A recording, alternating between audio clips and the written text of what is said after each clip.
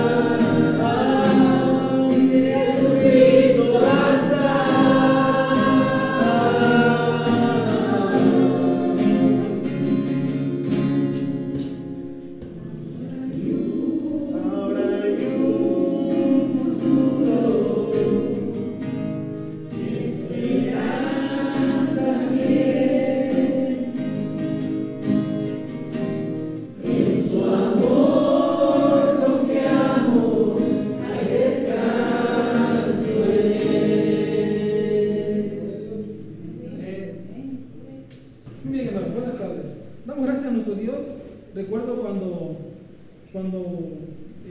tonábamos alabanzas, me estaba acordando de Juan Wesley. Juan Wesley decía su filosofía de la alabanza, decía Juan Wesley: cuando cantes, canta fuerte. Cuando cantes, canta fuerte, porque cuando eras del diablo, allá en el mundo cantabas fuerte, ahora canta fuerte para Dios. Decía. Amén. No te adelantes, así marcaba el ritmo, ¿verdad? No cantes, ¿sí? Y decía también: cuando cantes, piensa en Dios cuando cantes. Eso es lo más importante. Mi hijo toca en la alabanza y siempre le he dicho: hijo, cuando toques, piensa en Dios cuando toques. Cuando cantemos, hermanos, pensamos en Dios cuando cantamos. Y ya, bueno, acá, unos años antes, ¿verdad? Este hombre, el personaje, teólogo de la iglesia romana, Agustín, ¿qué decía San Agustín, hermanos? ¿El que qué? San Agustín, ¿qué decía respecto a la alabanza? El que canta, ora 2 veces. Eso decía San Agustín, ¿verdad? Bueno, ese era su pensamiento. Vamos a escuchar ahora la palabra de Dios. Es para mí una bendición, un privilegio poder presentarles a mi hermano, mi amigo, ¿verdad? Y compañero de escuela, de licenciatura, Juan Pablo, ¿qué? Juan José Pablo. Juan José Pablo, ¿cómo un montón de nombres? Bueno, es Juanito, ¿verdad? No, Juanito. Mayormente lo conocemos como Juanito. Es una bendición que estés con nosotros, Juanito. Pasa por acá, vas a tomar tu lugarcito. Que Dios bendiga tu vida, tu mente, tu corazón, y permita ser de bendición para la iglesia. También nuestra manita Lucy también predica, ¿verdad? ¿Algún día la vamos a invitar, manita? A usted le va a tocar allá en el auditorio, ¿verdad? Amén, amén. En el auditorio. Así que mi amigo dijo que Dios te bendiga, se guarde y cuide su tiempo. Muchas gracias. Les invito a mis hermanos a que oremos, ¿les parece? Vamos a orar. Amado Dios que estás en el cielo, Señor, gracias. Gracias por este privilegio, Señor, que me das, Padre Santo, de compartir la palabra, Señor, con mis hermanos y hermanas, Padre, de la Cuarta Iglesia, Señor, de Nazareno aquí en Jalapa, Príncipe de Paz, Señor. Te pedimos, Dios, de que hables a cada vida y corazón. Padre Santo, anhelamos, Señor, de que hables con cada uno de nosotros, que tu Espíritu Santo, como leíamos hace rato en Isaías 55, traigas esa palabra, Señor, que como semilla, Padre, germine en nuestros corazones y que no regrese a ti vacía, Señor, sino que sea una palabra, Señor, con tu autoridad, con tu poder, Señor, para testificar de tu gloria y tu grandeza, Señor. Te pedimos que me uses, Señor, que bendigas a mis hermanos y hermanas, Padre, y que, Señor, nos dirijas conforme a tu voluntad, Señor, sea hecha para darte a ti la gloria y la honra, Señor, en la vida de tu iglesia. Oramos en el nombre de Cristo Jesús. Amén. Dios les bendiga a mis hermanos y hermanas. Ya me presentó el pastor Andrés. Yo tuve el privilegio en tiempo de pandemia, en el año 2020, no sé si se acordará pastor Andrés, cuando, si mal no recuerdo, eran los cultos de la tarde que se transmitían en radio. Me acuerdo muy bien porque el pastor, justamente estábamos en la licenciatura, aunque ya el pastor ya nos daba clases, ¿no? El pastor Andrés, ¿no? Y él me invitó para compartir justamente en el culto de la tarde que se transmitía en la radio. Me acuerdo muy bien porque estábamos en casa, habíamos terminado nosotros nuestro servicio, porque venimos de la primera iglesia de aquí de Jalapa, y estábamos escuchando justamente la radio. Y me acuerdo mucho porque yo nunca había escuchado alabanzas con un estilo más, ¿qué será ranchero? No sé cómo nombrarlo, perdónenme mis hermanos, pero me llamó mucho la atención. Pero dije, gloria a Dios, ¿no? Yo en esa época no tocaba, y ustedes ahorita me ven, apenas llevo, ¿qué será? 5 meses tocando la guitarra, ¿no? por la gloria de Dios, para la honra y gloria de Dios. Y justamente me acuerdo que me invitó el pastor Andrés, y yo decía, ay, cómo me gustaría conocer la iglesia y el templo. Recordemos, hermanos, que la iglesia somos las personas. Y justamente yo había preparado este mensaje pensando en el templo. Les iba a decir, miren, hermanos, volteen a ver cómo está el templo, cómo está la estructura, ¿no? Les iba a decir, hasta aquí nos ha traído la mano del Señor, y les iba a decir, hermanos, así que levantamos la mano, ¿no? Y todo, ¿no? Pero el pastor me comentó ayer, bueno, el viernes, que pues estaban reparando, ¿no? Ahí en la calle del templo. Y yo lo único que puedo decir es gracias a Dios. Les invito a que primero veamos, que me acompañen a leer. Vamos a leer todos juntos Marcos capítulo 2 versículos 18 al 22, que es donde este tema, que se llama vino nuevo en odres nuevos, está basado. Marcos 2 versículo del 18 al 22. Que lo leamos todos juntos, ¿les parece? Leámoslo todos juntos, mis hermanos y hermanas. El Evangelio según San Marcos, capítulo 2, el Evangelio de Jesucristo según San Marcos, capítulo 2, versículos 18 al 22. Dice así la palabra de nuestro Dios. Y los discípulos de Juan y los de los fariseos ayunaban, y vinieron y le dijeron: ¿por qué los discípulos de Juan y los de los fariseos ayunan y tus discípulos no ayunan? Jesús les dijo: ¿acaso pueden los que están de bodas ayunar mientras está con ellos el esposo? Entre tanto tienen consigo al esposo, no pueden ayunar. Pero vendrán días cuando el esposo les será quitado, y entonces en aquellos días ayunarán. Nadie pone remiendo de paño nuevo en vestido viejo. De otra manera, el mismo remiendo nuevo tira de lo viejo y se hace peor la rotura. Y nadie echa vino nuevo en odres viejos. De otra manera, el vino nuevo rompe los odres y el vino se derrama y los odres se pierden. Pero el vino nuevo en odres nuevos se ha de echar. Amén. Pueden tomar sus lugares, mis hermanos y hermanas. Justamente iba a iniciar el tema hablándoles sobre cómo Dios hasta aquí los había traído, sobre cómo Dios había obrado a través de la vida de la iglesia y cómo había levantado un templo. Yo me acuerdo que platicando con el pastor Andrés mucho tiempo antes de venir acá, y no solo el pastor Andrés, sino el superintendente, el pastor Jonathan, me comentaban que esta era la iglesia que llamaban la iglesia sin templo. Una iglesia que se congregaba y no tenían un lugar donde adorar a Dios. Y como les decía, yo vengo de la primera iglesia, y muchos de ustedes seguramente la conocerán, es la que está en la rotonda por las pescaderías. Tenemos templo. Y yo no me imagino cómo es justamente un pueblo que adora a Dios y que no tiene templo. Citaba a nuestro pastor, a Juan Wesley, y él mismo le decía: oye, ¿por qué vas a predicar a las calles? ¿Por qué no te congregas en una de las iglesias anglicanas? ¿Y saben qué es lo que él decía? El mundo es mi parroquia. Y este pasaje que quiero que el día de hoy ustedes y yo, amados y amadas, hermanos y hermanas, estudiemos, es justamente una invitación que Dios nos hace a un nuevo nivel de fe. Es un desafío. Porque justamente les decía, el mensaje que Dios había puesto en mi corazón es hablarles cómo Dios había obrado con ustedes hasta ahora, pero que Dios los estaba llevando a un nuevo nivel, a un nuevo paso, a una nueva etapa. Y fíjense, no estamos en el templo. Pero esto me da todavía más la razón. Hace rato nuestro pastor decía justamente que están reparando la calle, que incluso van a poner drenaje, que van a pavimentar y toda la zona ahí del templo, lo que implica, ¿no?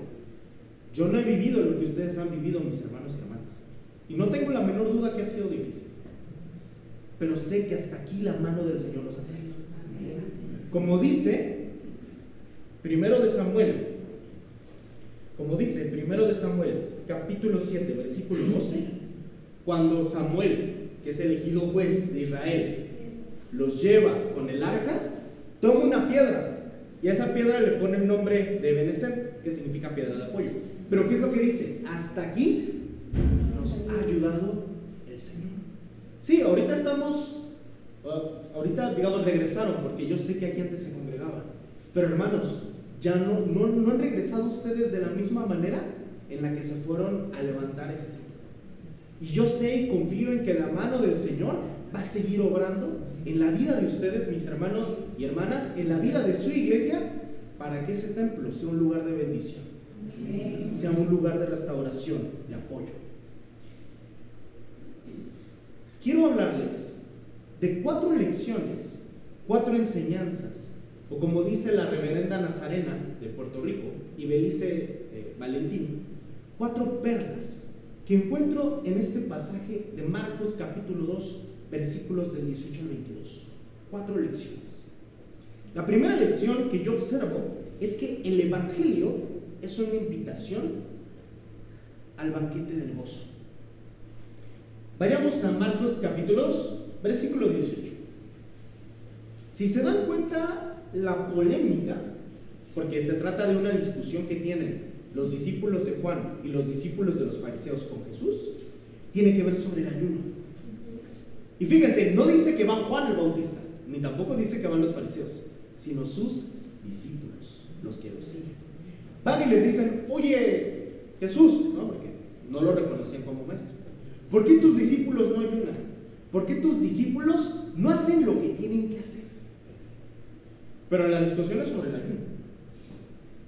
A veces nosotros, hermanos, no sé si por herencia, por mala formación, deformación o por cómo hemos tenido experiencias con Dios, tenemos ciertas costumbres, prácticas o ideas del mundo que todavía nos impiden caminar con Dios. En este caso el ayuno, pero no porque esté mal, y ahorita vamos a hablar del ayuno. Pero ellos van al ayuno como pretexto. Dicen: tus discípulos están mal, están haciendo mal, son poquitos, los llevas de aquí para allá, pero están mal. Así llegan los discípulos de los fariseos y de Juan. ¿Y Jesús qué les responde? Es que no pueden ayunar los que están de bodas, los que están invitados. Este pasaje en Marcos capítulo 2, si ustedes leen un poquito antes en sus Biblias, ¿qué subtítulo trae antes? El llamado de Leví. El Evangelio según San Mateo va a decirnos que es Mateo, pero es la misma persona. ¿Quién era Leví? Leví era un recaudador, un publicano.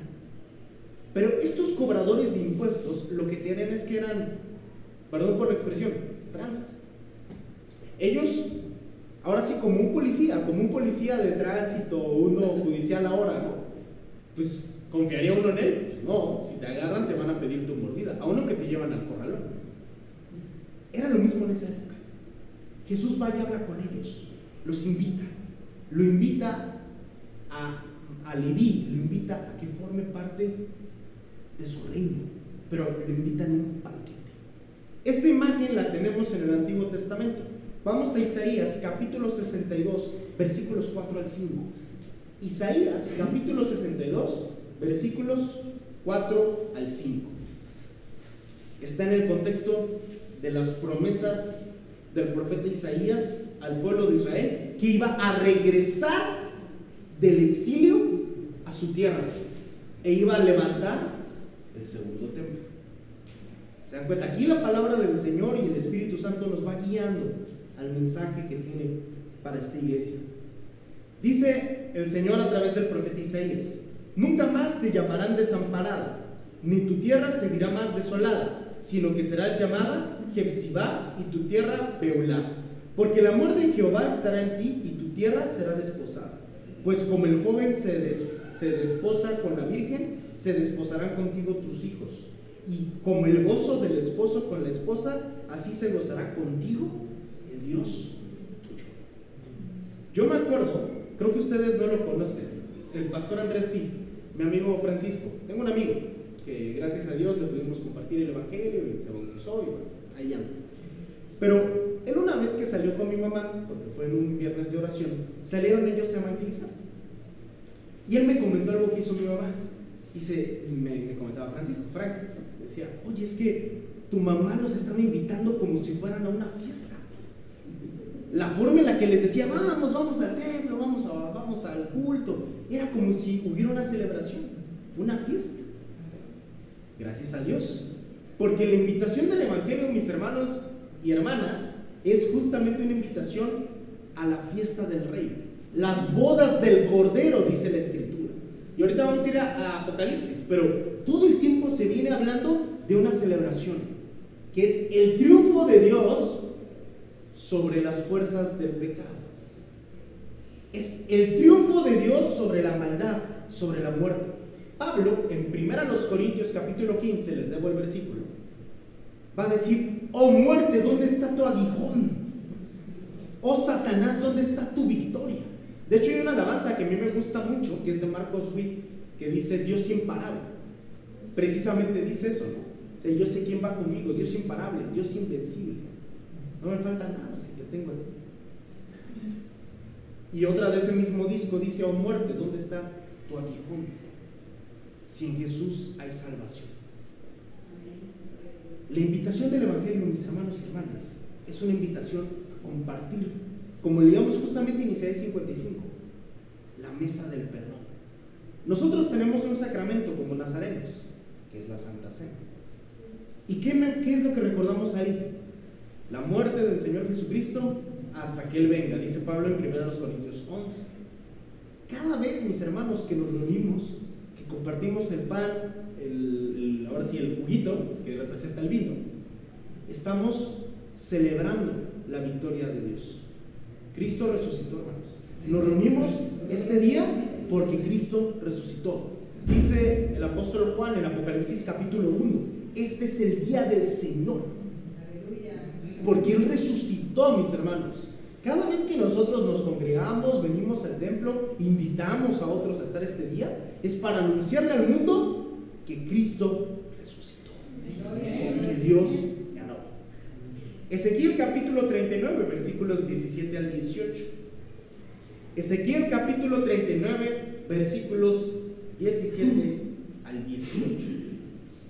Dice así la palabra de nuestro Dios: y haré notorio mi santo nombre en medio de mi pueblo Israel, y nunca más dejaré profanar mi santo nombre. Y sabrán las naciones que yo soy Jehová, el santo en Israel. He aquí viene y se cumplirá, dice Jehová el Señor. Este es el día del cual he hablado. Fíjense, mis hermanos, es una promesa. Dios regresará, el Señor regresará. Y esto es una esperanza, como dice Primera de Juan, que nos purifica, que nos trae gozo, paz. Los discípulos de esa época, del tiempo de Jesús, estaban con Él. Y la primera enseñanza que vemos es que Jesús no le hacía el feo a nadie, por así decirlo. Él invitaba a todos, porque todos son invitados a la mesa. El Evangelio, mis hermanos, es un llamado no a quedarnos nosotros. Es que yo soy cristiano y tú no. La santidad, ahora sí pensamos un poco malinterpretando a Santiago, es guardarme sin mancha del mundo, cuando en realidad es ir, compartir. Si ustedes leen, por ejemplo, el final de todos los evangelios, hace rato hablaban los jóvenes, ¿no?, sobre la gran comisión, Mateo 28, pero también está en Marcos. Incluso Jesús, en la oración de Juan 17, va a decir: así como tú me has enviado, Padre, yo los envío, yo los mando. Por eso es una invitación a ir hacia afuera, a ir a compartir las maravillas del amor de Dios, o como dice Pedro, compartir las virtudes de aquel que nos llamó de las tinieblas a su luz admirable. Amén, hermanos, gócense y deleítense en el nombre de nuestro Dios. Por lo tanto, la primera lección que yo observo en este pasaje, mis hermanos, es que el Evangelio es un llamado a compartir. Lo que Dios me ha dado a mí, yo lo doy. Doy de gracia lo que de gracia recibí. ¿He sido perdonado? Perdono. ¿He sido apoyado? Apoyo. ¿He sido amado? Amo. A Juan Wesley le gustaba mucho este pasaje de Primera de Juan, ahorita les doy el capítulo, pero en Primera de Juan dice el apóstol: nosotros le amamos a Dios porque Él nos amó primero. Gloria a Dios. El Evangelio, mis hermanos, es un llamado al amor, pero no un amor humano, sino un amor incondicional. El griego es ágape. ¿Y quieren saber lo mejor del asunto? La palabra ágape originalmente significaba taquiza, banquete, comilona. ¿Es en serio? El ágape era cuando los cristianos del primer siglo se reunían después de compartir el pan y el vino, que eran solamente los bautizados. Invitaban a las familias que estaban evangelizando y organizaban banquetes. En griego la palabra era ágape. Y ellos ahí veían el amor incondicional. O como dice Hechos, que es el que están estudiando nuestros jóvenes para el esgrima, Hechos capítulo 2, todo lo que tenían lo daban según la necesidad de cada uno. Era todo. Esa es la invitación del Evangelio, mis hermanos y hermanas. Una invitación de gozo, de decir: mira, yo te amo porque Dios me ha amado. y Dios quiere restaurar tu vida, y Dios quiere sanar tu vida, y Dios quiere bendecirte y prosperarte. Por eso, retomando el templo, amados, yo doy gloria a Dios cómo están levantando justamente un templo. Uno dirá, bueno, eso es físico. Sí, pero lo que implica ese templo ahí en la zona es porque Dios para algo los está enviando allá. Yo no sé, nuestro pastor es el pastor Andrés y estoy seguro que él tiene la visión. Pero amados, si Dios los está plantando allá, porque ya los está plantando en un templo, ya no es nos estamos moviendo, es Dios nos está dando este lugar. Ahora sí, un poco usando a Josué, la tierra a conquistar, yo no sé cuál será, pero esta es la primera enseñanza, mis hermanos. El evangelio es ese desafío, esa invitación a participar del banquete del Señor y a invitar a otros a que participen. Segunda lección que observo en el pasaje: las personas que critican son quienes no están dispuestos a cambiar. Versículo 18. Fíjense, mis hermanos, todas las enseñanzas que nos trae la palabra y no hemos avanzado de un versículo. Versículo 18. Y los discípulos de Juan y de los fariseos ayunaban y vinieron y le dijeron: ¿por qué los discípulos de Juan y los fariseos ayunan y los tuyos no? Los que vienen aquí en este pasaje a criticar a Jesús son quienes no lo reconocen como maestro. ¿Cuántos de nosotros hemos conocido o hemos estado en esa postura de decir: no, es que así no se tiene que hacer, es que no es de Dios así, porque a mí me enseñaron, porque mis padres, mis abuelitos, porque yo sí tengo ADN nazareno de tercera, cuarta generación? Amados, quienes critican tienen un corazón lejano a Dios. Ahorita vamos a leer ese pasaje. Volvamos a Leví el publicano. Muévanse por favor unos versículos atrás, versículo 15 y 16 de ese mismo capítulo. Aconteció que estando Jesús a la mesa en la casa de Leví, muchos publicanos y pecadores estaban también juntamente con Jesús y sus discípulos, porque había muchos que le habían seguido. Y los escribas y los fariseos, viéndole comer con los publicanos y con los pecadores, dijeron a los discípulos: ¿qué es eso que él come y bebe con los publicanos y pecadores? Yo ahí observo envidia, y eso corresponde a cada corazón. Pero aquí lo que yo observo, mis hermanos, es que quienes impiden el crecimiento, quienes estorban a lo que Dios va a hacer, son personas que no están dispuestas a cambiar. Y yo no sé si es por comodidad, si es por incredulidad, si es por falta de perdón, falta de rendir cuentas ante Dios, pero son personas que impiden lo que Dios va a hacer. Jesús estaba con los discípulos enseñándoles. Estos otros no reconocían a Jesús como su maestro. Y si leen en Hechos, va a ver que hay unos del partido de los fariseos que hablan en Hechos 15. Y hay fariseos ahí incluso encubiertos. Amados, esta lección nos indica que no hemos llegado hasta donde Dios nos ha llevado. Es decir, Dios tiene algo mejor todavía para nosotros. Pero aquí la decisión que corresponde a cada uno y a cada una es: ¿de qué lado estamos? Como los fariseos y como los discípulos de Juan, que nos aferramos, y como dice Hechos 19, no tenemos ni siquiera el Espíritu Santo porque solo hemos arrepentido, pero no estamos caminando con Dios. O estamos del lado de los discípulos de Jesús, que vamos hacia donde Él nos lleve. Dice en las Crónicas de Narnia, C.S. Lewis, un autor cristiano que escribe toda esa serie de libros, en boca de una de sus personajes que se llama Lucy, cuando describe a Aslan, que es el que representa a Jesús, dice: él no es seguro, pero es bueno. Esta expresión da a entender cuando se iban a subir ellos a Aslan, o sea, la familia Penny, creo, los 4 hermanos se van a subir en Aslan porque van a viajar. Les dice: no es seguro, no porque sea malo, sino porque es impredecible. Porque como dice Juan 3, nadie sabe ni de dónde viene ni a dónde va. Y así son todos los nacidos del Espíritu. Amados, Dios nos invita y nos llama a cambiar aquí, nuestro chip acá. El cambio de mente, la metanoia, arrepentimiento, tiene que ver con cambiar la mente, cambiar el corazón y cambiar la acción. Cambiar la mente, el corazón y la acción.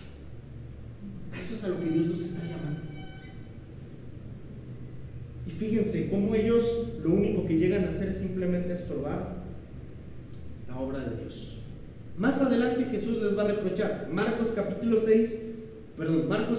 7, versículos 6 al 8. En el contexto de cuando Jesús no se lava las manos de una manera agradable para los fariseos. Dice en Marcos capítulo 7, versículos 6 al 8.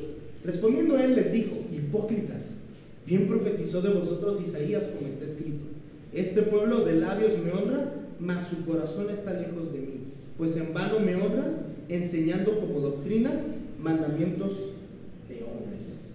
Y quiero leer la última parte del versículo, la primera parte del versículo 8. Porque dejando el mandamiento de Dios, os aferráis a las tradiciones de los hombres. Los discípulos de los fariseos, ¿qué hacían? Vamos a cumplir la ley y lo vamos a hacer de la manera más estricta. Pero les buscaban ahí debatir. En una ocasión ellos discutían sobre si era válido, por ejemplo, divorciarnos, o sea, hombres, obviamente, divorciarse el hombre de su esposa si ella no le cocinaba bien unos platos de lentejas. Eran discusiones de los fariseos. ¿Por qué? Porque ellos decían: es que no está cumpliendo la ley de Dios, que es someterse a su marido y satisfacerlo. Uno dirá ahora: bueno, si se divorcia, pues no hay problema, le puede sacar pensión. Pero en esa época no había pensión, mis hermanos y hermanas. Si una mujer le daban carta de aborrecimiento, así se le llamaba, se le expulsaba de la comunidad. Y adiós, hermanita Chanita, que vaya a Puebla, porque aquí ya no la podemos ver. Ese era lo que significaba en esa época. Imagínense dónde estaba su corazón. En el caso de los discípulos de Juan, ellos más bien sí querían, digamos, cambiar de vida, pero estaban incompletos. Era un evangelio incompleto. Porque él decía: viene uno detrás de mí que los va a bautizar con Espíritu Santo y fuego. Pero ellos solo se quedaron con el bautizo de agua, no con el del fuego del Espíritu Santo, que es el que los lleva realmente hacia el siguiente nivel. La tercera lección que encuentro en este pasaje, ya vimos las primeras dos. El evangelio es una invitación, un desafío. En segundo lugar, quienes critican son quienes no están dispuestos a cambiar. La tercera lección que encuentro es la diferencia entre el ayuno de los religiosos y de los hijos e hijas de Dios. Y aquí estoy usando religioso porque algo que tenían los fariseos y los discípulos de Juan el Bautista es que eran muy buenos para seguir el ritual. En un momento Jesús les va a decir: escuchen lo que ellos digan, excepto lo del divorcio, eso sí, pero no hagan conforme ellos actúan. Porque eran muy buenos enseñando y guardando las formas, pero no el corazón. Les invito a que vayamos a Isaías capítulo 58, versículos 3 al 4. Porque en este pasaje Jesús hace referencia a esta proclamación del profeta Isaías. Isaías les va a decir: ustedes ayunan, pero ¿por qué ayunan? Fíjense, dicen: ay, humillamos nuestras almas y no nos has escuchado, Dios. Y les responde el Señor: he aquí, en el día de su ayuno, ¿qué buscan? Su propio beneficio, su gusto. Oprimen a sus trabajadores. Perdón que lo traduzca al lenguaje mexicano, pero Dios les está diciendo: son gandallas. Según vienen aquí a ayunar, pero allá afuera, en sus negocios, están transando. Allá afuera, en sus negocios, no están amando al prójimo. Les dice: he aquí, para contiendas y debates ayunan, y para herir con el puño inicuamente. No ayunéis como hoy, para que vuestra voz sea oída en lo alto. Muchos ayunan, hermanos, sí, personas que no son cristianos, e incluso que son casi cristianos, como decía Juan Wesley. Pero ¿para qué ayunan? Para decir: yo soy más espiritual que tú porque yo completé el ayuno de Daniel, de mis 40 días de no comer carne y un buen de, nada más creo que son verduras, ¿no? O yo logré mi ayuno total de 24 horas como Jesús, soy más espiritual que tú. O yo tengo tantas gavillas que he evangelizado. No. Amados, ¿Dónde está nuestro corazón? ¿Hacia dónde estamos dirigiendo ahora sí, nuestra fe, nuestra relación con Dios? Y fíjense, el propio profeta Isaías les va a decir cómo es el verdadero ayuno al que él llama. Versículos 6 al 7. ¿No es más bien el ayuno que yo escogí traer libertad, soltar cargas de opresión, dejar libre a los quebrantados, romper todo yugo, partir tu pan con el hambriento, a los pobres errantes darles hospitalidad? Cuando veas a alguien desnudo, lo cubras y no te escondas de él. ¿Qué pasaría, mis hermanos, si como iglesia, imagínense, ni siquiera como iglesia, solo un grupo de 10 hermanos, empezara a tener justamente un ayuno más como el que llama la palabra de Dios? ¿Qué cambios creen ustedes que habría, por ejemplo, allá en la colonia donde está Teta? O en las colonias donde estamos. ¿No creen que empezaría justamente a mostrarse? Personas dirían, no sé qué tiene él, pero si me invita a algo, le creo. Si es algo real, algo genuino, algo del corazón de Dios. Versículo 9. Entonces invocarás y te oirá Jehová, y clamarás, y dirá él, heme aquí. Si quitares de medio de ti el yugo, el dedo amenazador y el hablar vanidad. Amados, nuestra fe tiene que dejar de ser algo ritual. Es decir, me reúno los domingos para cumplirle a Dios y que Él me vea y diga, sí, Juanito, yo te tengo anotado. Qué bueno viniste este domingo. Fuiste a predicar a la cuarta. Órale, ahí te va tu Xbox. En lugar de pensar así, porque a veces pensamos así, hermanos. A veces pensamos, incluso oramos. Yo lo he hecho y Dios sabe. Como dice el apóstol Pablo, yo soy el primero. De decir, si yo fui y prediqué, Señor, y tú no me has dado mi Xbox, ni mi guitarra, ni mi trabajo, que es lo que estaba buscando. Amados, Dios nos invita a tener una relación con Él. Jesús le responde a los discípulos y fueron los fariseos: los invitados del novio, porque eso es, en griego en realidad serían los hijos del novio, pero es un eufemismo. Los invitados del novio, pues imagínense, no pueden estar tristes si son sus cuates, pues, del novio, sus amigos, su familia. Es decir, tienen una relación íntima con Dios. Amados, el ayuno que agrada al Señor es uno que está en comunión con Él, que no es para sentirme por orgullo, vanagloria de decir, yo ayuno más que todos en esta iglesia o en Calama, o más que la primera, sí, también más que ellos, y la sexta y el súper también. No, hermanos, el ayuno tiene que ver con cómo está mi corazón con Dios. Dice Marcos capítulo 2 versículo 20: vendrán días cuando el esposo les será quitado, y entonces en aquellos días ayunarán. El ayuno es parte del discipulado cristiano, no para yo sentirme superior a alguien más, ni para torcerle el brazo a Dios, porque esa es la otra. Señor, yo voy a ayunar en esta hora para que tú justamente pues, me des un trabajo. Y no voy, ahora sí, y si no, te voy a reclamar. Hermanos, el ayuno, como dice aquí, es por la necesidad de Dios. Dice Marcos capítulo 8, versículos 34 al 35. Marcos capítulo 8, versículos 34 al 35. Decía Jesús, y llamando a la gente y a sus discípulos, les dijo: si alguno quiere venir en pos de mí, niéguese a sí mismo y tome su cruz y sígame. Porque todo el que quiera salvar su vida la perderá, y todo el que pierda su vida por causa de mí y del evangelio la salvará. El ayuno es una disciplina espiritual, pero que tiene que estar en comunión con Cristo. Si no está en comunión con Cristo, de nada sirve. Como dice Pablo, seríamos un címbalo que retiñe, algo que ni suena. El ayuno, mis hermanos, como cualquier disciplina espiritual, es para incrementar mi comunión con Dios. Es para decirle como Samuel: he aquí, Señor, háblame, que tu siervo escucha. Para eso es el ayuno. Cuarta lección, porque se dieron cuenta, la diferencia del ayuno de los religiosos es porque tengo que cumplir, y el ayuno de los hijos e hijas de Dios, de los cristianos, es porque quiero conocer más a porque quiero estar en su intimidad, porque quiero oír su voz y hacer su voluntad, que obre a través de mí, que me indique lo que tengo que hacer. Cuarta lección, y tiene que ver con el discipulado. Ser discípulo de Cristo es ser transformado en odre nuevo para ser lleno de vino nuevo. ¿Se dan cuenta cómo el pasaje nos viene dirigiendo? Va así que discriminando, va quitando, va escombrando, o como cuando estamos con los frijoles, ¿no? Que vamos quitando ahí las piedritas. Porque el propio texto bíblico y el Espíritu Santo nos viene hablando y nos pone la decisión. Si queremos ser de esos frijolitos que el Señor va escogiendo, o si queremos ser más bien de esas piedritas que el Señor va quitando.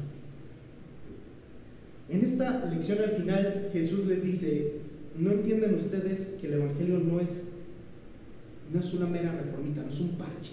Porque dice, nadie pone un remiendo nuevo. Mi mamá me decía cuando preparaba el sermón: sí, hijo, si vieras tú cuando uno le pone la tela, algo para parcharlo, sí lo tira, ¿no? Yo la verdad no lo he visto, pero me lo imagino, ponerle parche a la ropa y lo tira. Después va a hablar sobre los odres, ¿no? Sobre lo que tiene el vino.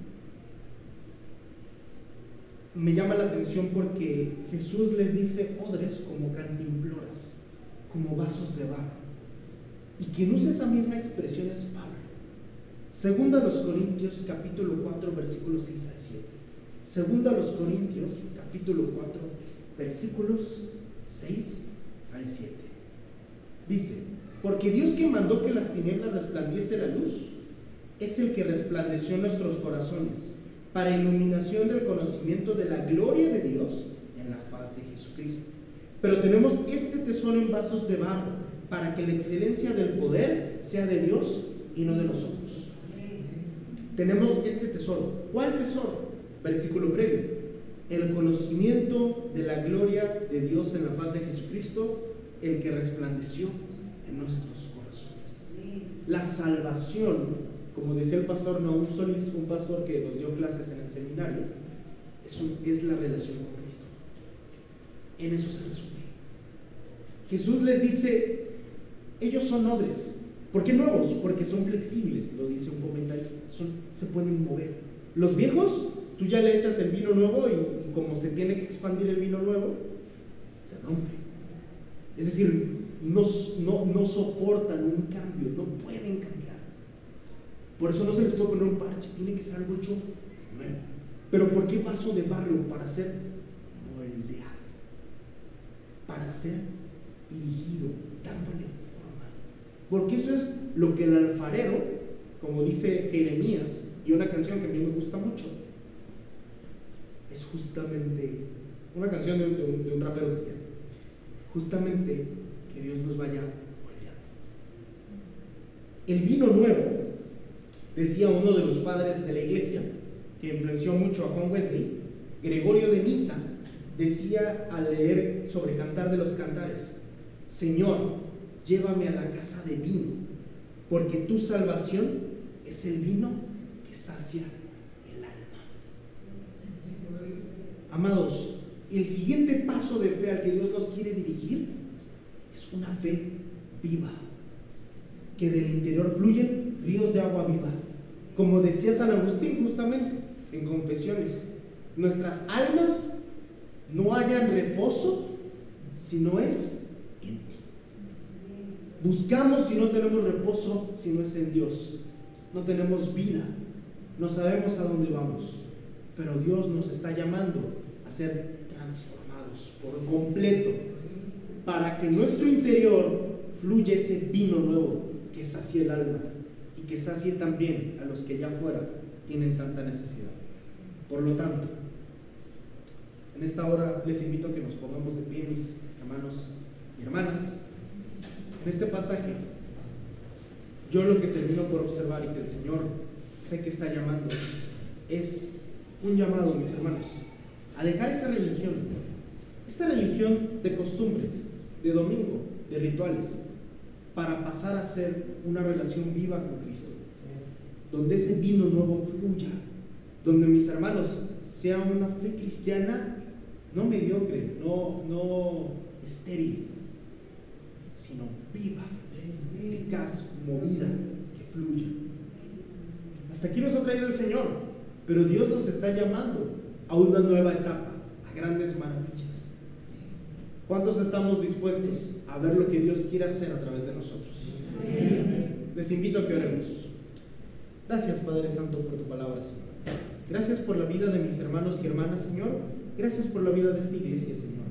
Gracias, Señor, porque como muchos pastores también dicen, Señor, muchas veces es más el predicador bendecido, Señor, que a veces, Señor, la propia iglesia, Señor. Por ver, Padre Santo, mis hermanos y hermanas fieles aquí, Señor. Yo sé, Padre Santo, que ellos han vivido muchas cosas, Señor.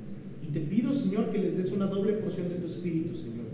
Que tu mano poderosa, Señor, sea sobre cada uno de ellos, sus familias, sus negocios, sus trabajos, Señor. Y que, mi Dios, tú les cumplas siempre, Señor, las peticiones de su corazón, Señor. Llévalos, Padre Santo, al lugar donde sé que tú vas a llevar a esta iglesia, Señor. Pon y derrama, Señor, de tu visión, Espíritu Santo, a la vida de mis hermanos, los líderes, Señor, pero también mis hermanos siervos, Señor, quienes han estado aquí, Señor, desde el principio, Señor. Te pido, mi Dios, que bendigas la vida de mis hermanos y hermanas. Y gracias, Señor, por este privilegio que me das, Señor, que nos das, Padre, de estar ante ti, Señor, de oír tu palabra, Señor, de oír tu voz, Padre Santo, y de compartir, Padre Santo. Te damos gracias, Señor, y oramos confiando, Señor, que tú vas a hacer tu buena voluntad agradable y perfecta en nuestras vidas.